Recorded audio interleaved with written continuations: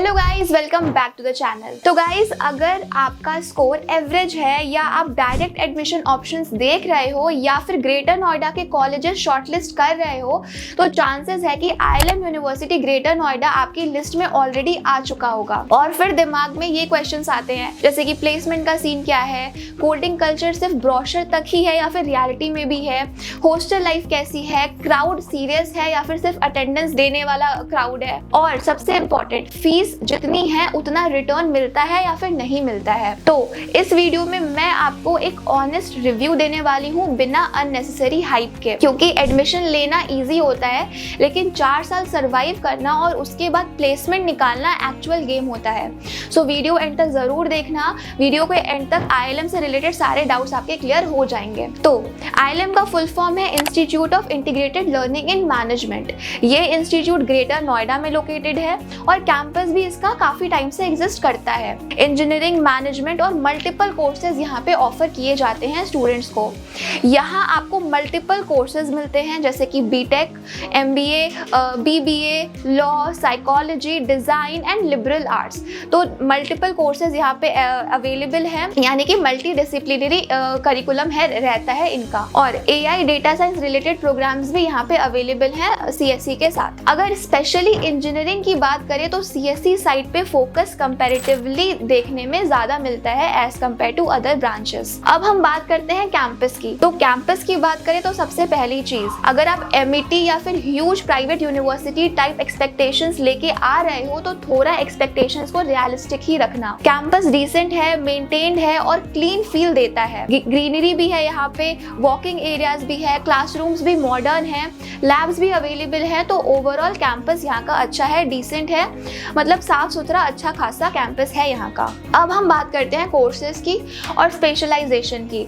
तो बीटेक की कोर्सेज की बात करें तो यहाँ पे CSC, AIML, data science, cyber security, biotechnology, cloud computing और इसी के साथ साथ मैकेनिकल और ईसीई जैसी ब्रांचेस भी यहाँ पे अवेलेबल है। आजकल स्टूडेंट्स मोस्टली सीएससी और एआई रिलेटेड ब्रांचेस प्रेफर करते हैं बिकॉज मार्केट डिमांड ऑब्वियस है, लाइक उसी की ज्यादा है। और ऑनेस्टली अगर प्लेसमेंट फोकस है तो मैक्सिमम स्टूडेंट्स वही साइड पे ही जाते हैं। अब हम आ जाते हैं फीस पे।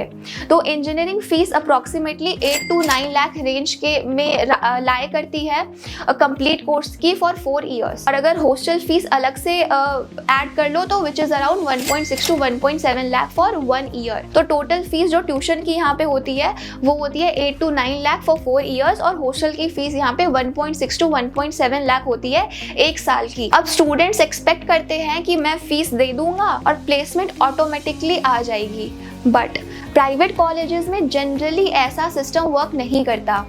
यहाँ भी एफर्ट आपको खुद लगाना पड़ेगा तो ही आप अच्छा पैकेज या फिर अच्छी प्लेसमेंट क्रैक कर सकते हो। अब हम आते हैं स्कॉलरशिप पे। तो स्कॉलरशिप भी अवेलेबल होती है यहाँ पे मेरिट बेसिस पे और कुछ कैटेगरी बेस्ड वेवियर्स भी यहाँ पे मिलते हैं। अगर आपके बोर्ड्स के मार्क्स अच्छे हैं या फिर एंट्रेंस स्कोर डिसेंट है तो डेफिनेटली स्कॉलरशिप ऑप्शंस यहाँ पे चेक कर लेना, क्योंकि अगर फीस रिड्यूस हो जाए तो आरओआई ऑटोमेटिकली ही इम्प्रूव हो जाता है। इसीलिए एडमिशन लेने से पहले यहाँ पे स्कॉलरशिप जरूर डिस्कस कर लेना। अब आता है सबसे डेंजरस और most search topic, placement. Officially university placement assistant और रिक्रूटर्स पार्टनरशिप हाईलाइट करती है, लेकिन अब रियलिटी समझो। हाईएस्ट पैकेज देख के एक्साइटेड मत हो जाना। Highest package usually 1 to 2 students का भी हो सकता है। आपको देखना होता है क्या एवरेज पैकेज, मास रिक्रूटर्स कौन है, कितने स्टूडेंट्स एक्चुअल प्लेसमेंट ले रहे हैं और प्लेसमेंट रेट क्या है, यही देखना होता है आपको, ना कि हाईएस्ट पैकेज। और सबसे इम्पोर्टेंट, आप खुद क्या कर रहे हो।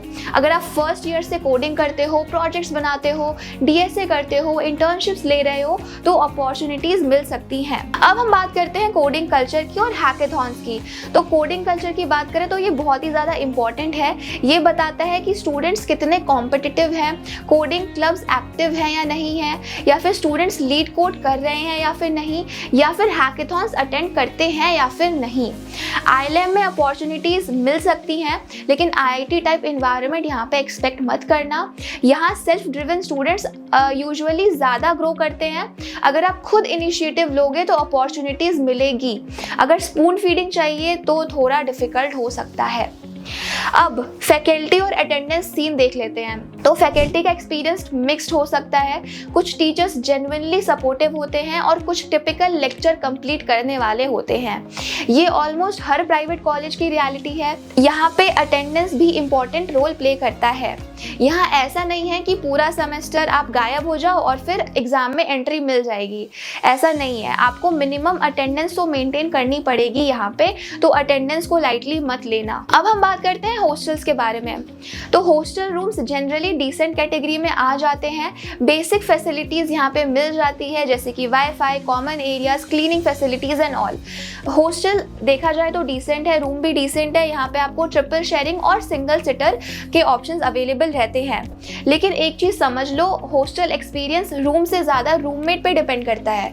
अगर रूममेट ठीक मिल जाए तो फिर सेट है। अब हम बात करते हैं मेस फूड की। तो मेस फूड भी IIM का डिसेंट कैटेगरी में आता है, मैनेजेबल होता है, मतलब इजीली सर्वाइव कर जाओगे आप यहाँ के मेस फूड को भी। अब स्टूडेंट क्राउड की बात करें तो क्राउड यहाँ का मिक्स्ड रहता है। कुछ स्टूडेंट जेन्युइनली फोकस्ड होते हैं, कोडिंग पे ध्यान देते हैं, इंटर्नशिप पे ध्यान देते हैं, कॉम्पिटिशन्स पे ध्यान देते हैं, स्टार्टअप पे ध्यान देते हैं, और कुछ यहाँ पे सिर्फ डिग्री के लिए आए होते हैं। इसीलिए आपका फ्रेंड सर्कल भी बहुत ज़्यादा मैटर करेगा। 4 साल में आप लार्जली वैसे ही बन जाते हो जिनके साथ आप रहते हो। तो फ्रेंड सर्कल वाइजली चूज करना, फ्रेंड सर्कल आपका बहुत ही ज़्यादा इंपॉर्टेंट रोल प्ले करता है। तो क्या IIM ग्रेटर नोएडा बुरा कॉलेज है? नहीं। क्या ये Tier 1 कॉलेज है? नहीं। क्या यहाँ अपॉर्चुनिटीज़ मिल सकती हैं? बिल्कुल मिल सकती है, लेकिन अपॉर्चुनिटीज़ और गारंटी दोनों अलग चीज़ें हैं। अगर आप सेल्फ ड्रिवन हो, कोडिंग पे काम करोगे, नेटवर्क बिल्ड करोगे, क्योंकि नेटवर्किंग भी बहुत इंपॉर्टेंट रोल प्ले करती है आपको प्लेसमेंट दिलवाने में, इंटर्नशिप्स लोगे, तो ये कॉलेज आपके लिए काम कर सकता है। और अगर एक्सपेक्टेशंस ये है कि एडमिशन लेते ही पैकेज आ जाएगा, तो थोड़ा एक्सपेक्टेशंस को अपनी रीसेट कर लो। तो ये था complete review IIM university greater Noida का। कॉमेंट करके बताओ कि नेक्स्ट किस कॉलेज का ऑनेस्ट रिव्यू आपको चाहिए। मिलते हैं नेक्स्ट वीडियो में। Till then bye bye.